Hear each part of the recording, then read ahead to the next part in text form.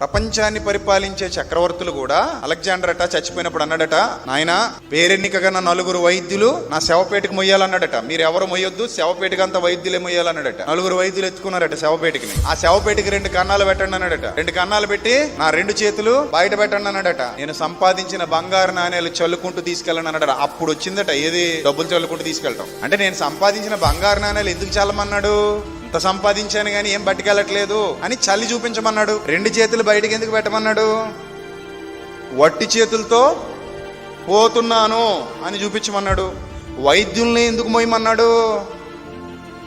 వైద్యుల్ని నమ్మినా ప్రాణం నిలబెట్టే శక్తి వైద్యులకు లేదు అని చెప్పకనే చెప్పి ప్రపంచాన్ని జయించాను, ఏమీ లేనివాడిగా వెళ్ళిపోతున్నాను అని ప్రపంచానికి ఒక పాఠాన్ని నేర్పించాడు ది గ్రేట్ అలెగ్జాండర్. చరిత్ర చెబుతున్నటువంటి విషయం ఇది.